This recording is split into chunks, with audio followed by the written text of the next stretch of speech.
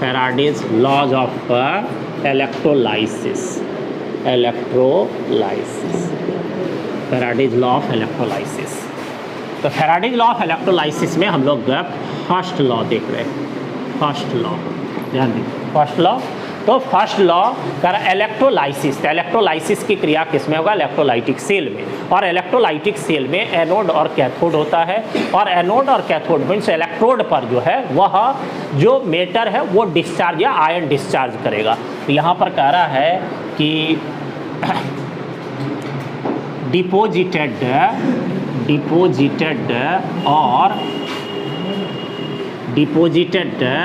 Matter on an electrode या electrode कह सकते हैं, electrode is directly proportional to amount of electric current.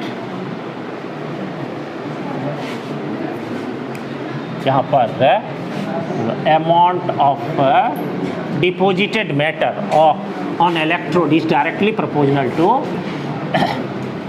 amount of electric current, amount of electric current को Q से हम लोग दिखा रहे हैं। अब देख लो, तो amount of deposited matter on electrode को हम लोग W से दिखाते हैं। तो W is directly proportional to Q।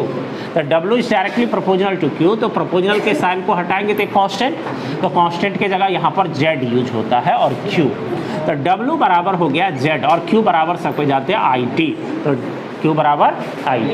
तो हम लोग यहाँ पर कह सकते हैं वेयर पहला तो Q बराबर IT हो गया, और दूसरा हम लोग को Z, तो Z तो समान प्रोपोर्शनैलिटी कांस्टेंट समानुपातिक नियतांक है ही, समानुपातिक के चिन्ह को हटाए समानुपातिक का नियतांक हो गया।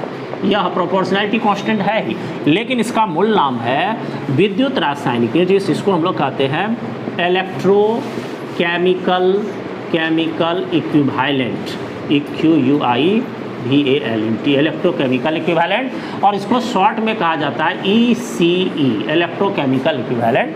इसी को हम लोग हिंदी में कहते हैं विद्युत रासायनिक तुल्यांक, विद्युत रासायनिक तुल्यांक। तो इसका स्टडी हम लोग सेपरेट करेंगे।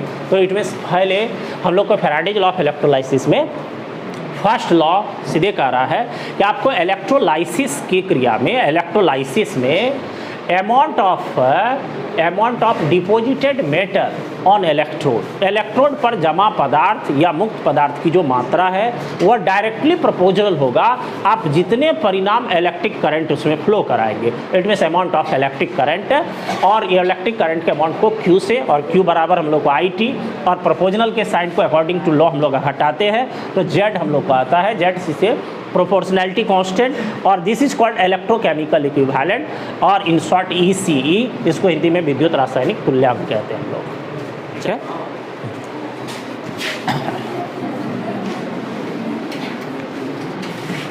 इलेक्ट्रोकेमिकल इक्विवेलेंट विद्युत रासायनिक तुल्यांक, इसको शॉर्ट में ECE कहते हैं।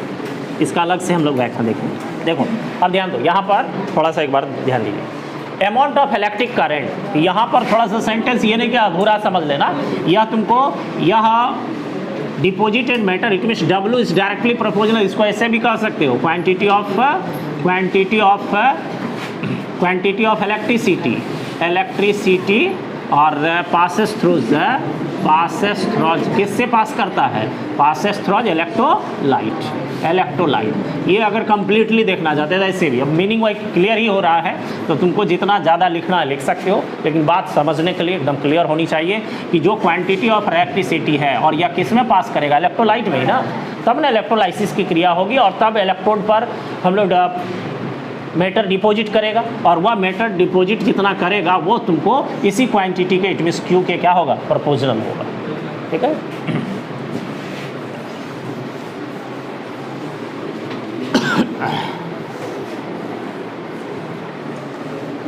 हम लोग अब देखेंगे सेकेंड लॉ देखो ध्यान दो। तो सेकेंड लॉ सीधे कह रहा है कि अगर सीरीज में तुमको एक से अधिक मतलब डिफरेंट इलेक्ट्रोलाइट्स अगर सीरीज में जुड़ा हुआ हो, तो अगर सीरीज में जुड़ा हुआ होगा तो सबके पास ये कंसेप्ट होना चाहिए कि सीरीज में जुड़ा हुआ है तो प्रत्येक इलेक्ट्रोलाइट से फ्लो करने वाली इलेक्ट्रिक करंट का जो क्वांटिटी होगा वह सेम होगा। इट कह रहा है कि सीरीज में जुड़े हुए डिफरेंट इलेक्ट्रोलाइट से अगर सेम इलेक्ट्रिक करंट पास करती है तो इलेक्ट्रोड पर जो डिपॉजिटेड मैटर है, इट मीन्स इलेक्ट्रोड पर जो जमा पदार्थ होगा, मुक्त पदार्थ होगा, वह केमिकल इक्विवेलेंट मास के प्रोपोर्शनल होगा। मतलब यहाँ पर देख लो, यहाँ पर deposited amount of deposited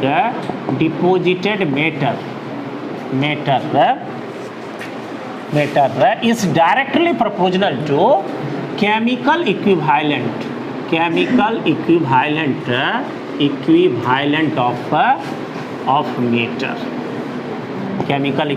of matter।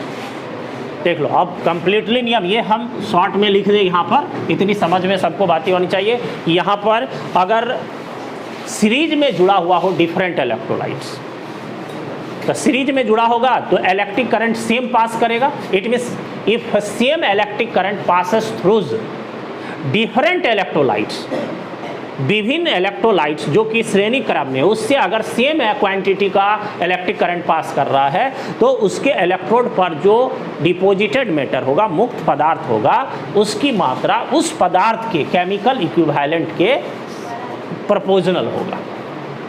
तो इसका मतलब यहाँ पर डिपॉजिटेड मैटर को अगर हम लोग W और केमिकल इक्विवेलेंट को हम लोग E से दिखाते हैं तो W is directly proportional to E। लेकिन यहाँ पर अगर बात करते हैं हम लोग कि डिफरेंट इलेक्ट्रोलाइट्स, इट मीन्स एक से अधिक इलेक्ट्रोलाइट हम लोग को कनेक्टेड इन सीरीज, तो हम लोग अगर मान लेते हैं सपोज दैट फर्स्ट के लिए लेते हैं तो मान लेते हैं डिपॉजिटेड मैटर हो गया इलेक्ट्रोड पर W1 और यह प्रोपोर्शनल हो जाएगा तब किसके E1 की। फिर दूसरे पर हम लोग करते हैं एंड E2 तो डायरेक्टली प्रोपोर्शनल हो गया E2। W2 is directly proportional to E2। अब प्रोपोर्शनल के साइन को हटाएंगे तो दोनों जगह कांस्टेंट लगेगा, तो इसको हम लोग ऐसे भी लिख सकते हैं कि W1 अब बट्टे W2 और बराबर यहाँ पर भी एक कांस्टेंट, यहाँ पर भी एक कांस्टेंट, और दोनों को अगर भाग देंगे E1 दोनों कांस्टेंट कैंसिल हो जाएगा तो हम लोग को सिर्फ E1 बट्टे E2 बचेगा। इट मीन्स हम लोग को W1 बट्टे W2 बराबर E1 बट्टे E2, यह हम लोग को सेकेंड लॉ को दिखलाता है। देख रहे?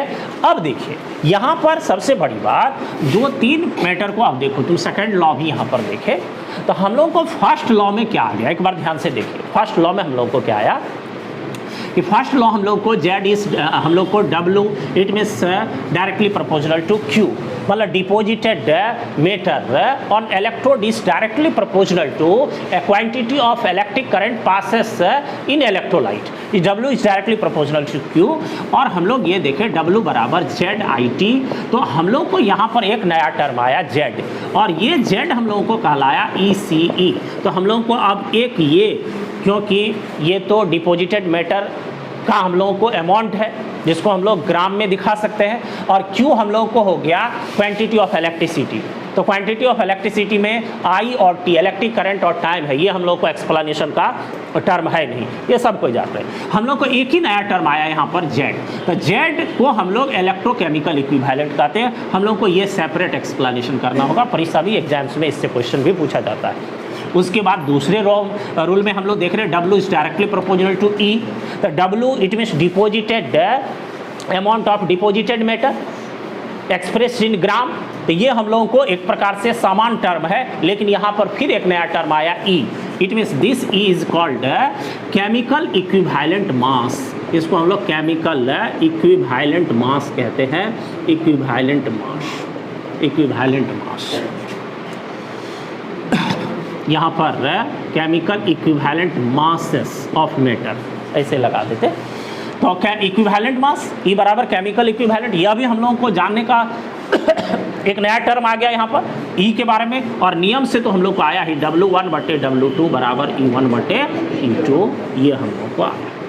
ठीक है, इतनी बातें। तो इसमें हम लोग देख रहे हैं, अगर ध्यान दे तो हम लोग के पास दो ही टर्म है जो विशेष एक्सप्लेनेशन का है, वो है Z और E, जिसको कि अब हम लोग सेपरेट एक्सप्लेन करेंगे। ठीक है।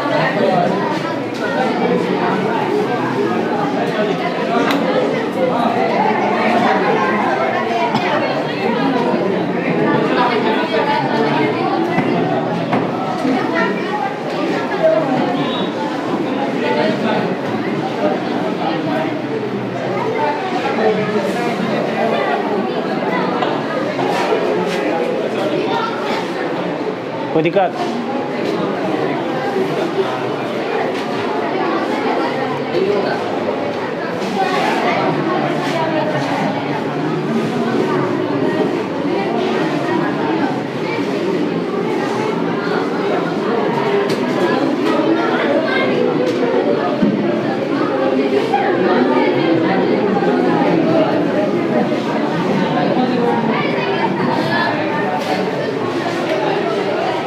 देखो अब हम लोग इसमें एक नया टर्म है जेड के बारे में। तो सबसे पहले जेड के बारे में हम लोग देखते हैं। तो जेड के बारे में यहाँ पर हम व्याख्या करते हैं। जेड के बारे में लेने के लिए हम लोग यहाँ पर कह सकते हैं फ्रॉम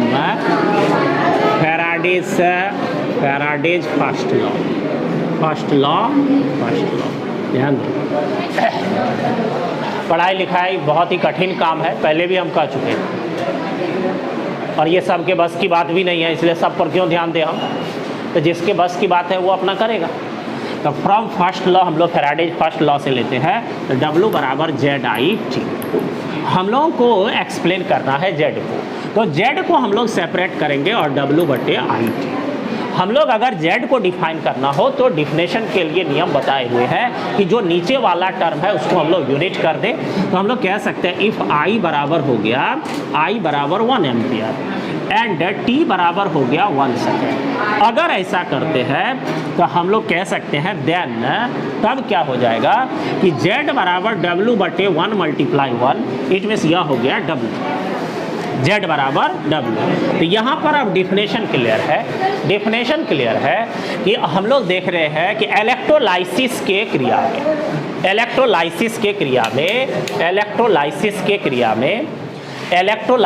क्रिया में अगर 1 एम्पियर का इलेक्ट्रिक करंट 1 सेकेंड तक अगर फ्लो किया जाता है, इलेक्ट्रोलाइसिस की क्रिया में 1 एम्पियर का इलेक्ट्रिक करंट 1 सेकेंड तक फ्लो किया जाता है, तो ऐसी स्थिति में इलेक्ट्रोड पर डिपॉजिटेड पदार्थ, जमा पदार्थ की मात्रा, अमाउंट ऑफ डिपॉजिटेड मैटर बराबर होता है किसके? Z के। फिर से सुन लीजिए, इलेक्ट्रोलाइसिस की क्रिया में जब 1 एम्पियर का इलेक्ट्रिक करंट 1 सेकेंड तक फ्लो कराई जाती है, तो इलेक्ट्रोड पर जो डिपॉजिटेड मैटर है क्या जो अमाउंट है वह इलेक्ट्रोकेमिकल इक्विवेलेंट या Z कहलाती है। तो सीधी बात है कि अगर आप इलेक्ट्रोलाइसिस करवा रहे हैं और 1 एम्पियर का इलेक्ट्रिक करंट 1 सेकंड तक फ्लो करवा रहे हैं, तो ऐसी स्थिति में इलेक्ट्रोड पर कुछ न कुछ जमा या मुक्त पदार्थ होगा, उस पदार्थ की मात्रा को ही Z या इलेक्ट्रोकेमिकल इक्विवेलेंट कहेंगे।